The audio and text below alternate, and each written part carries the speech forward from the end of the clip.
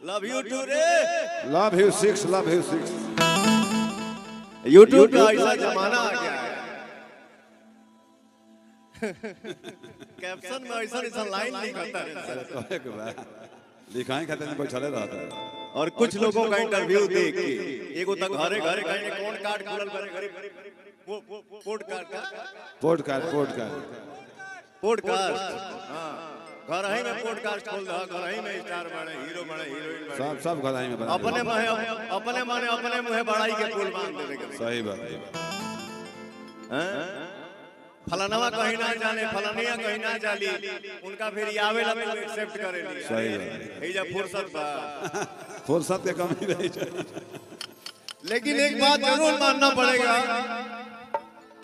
हमारे भाई इतना प्यार करते हैं। सही में बोलता हूँ कि पवनवा को बोलने की जरूरत क्या है। जैसे एक जनी बोलल बड़ी नाम ना रखब, नाम का धरिए के नाम तने को नहीं कहता रे, नाम धरे के टाइम बा समझ जा सरे पगला। बात के पूछ लेवे के चीज के चिन्हे के हैं खड़ा होके में गोड़ कांपता था। हां जी, ये भोजपुरिया हिंदी है, गोड़ कांपता था। खड़ा ना भइल जाता है सामने। आज बोली निकला था कि सामने से ऑफर आया था। धान हरे ऑफर धान मार तोरी ऑफर के, ऑफर के देन के नहीं, सामने से ऑफर आया था तो हमारे भैया सब रील बना दिए हैं। ऐसा दिन आ गया है पवन सिंह का। खैर, इंसान के अंदर अभिमान नहीं बट स्वाभिमान होना भी बहुत जरूरी होता है। सही बात है। जब स्वाभिमान नहीं है तो फिर जी के मतलब क्या है ना।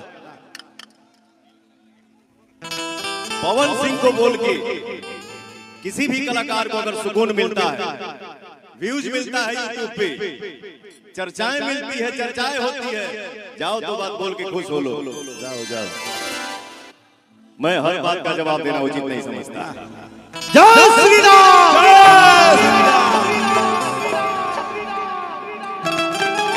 स्वर्ग के दाता विद्यादायिनी माई सरस्वती है। शेर के रूप में दो लाइन आप सबके बीच में भैया। सरदा भवानी रखा सभा बीच पानी। अपने जीवन की शुरुआत गायकी का मैं इसी लाइन से किया था। जो हमारे चाचा हमारे पर्स में जो 2 रुपए का नोट दिए थे ना, आज से 25 साल पहले, वो हमारे पर्स में वो 2 रुपए के नोट आज मिली। तो भैया रहे ना पर्स। लोकेश बाबा और प्रियांशु जी बुके से आपका सम्मान करेंगे। दूल्हे राजा के भाई आइए आप लोग बुके से।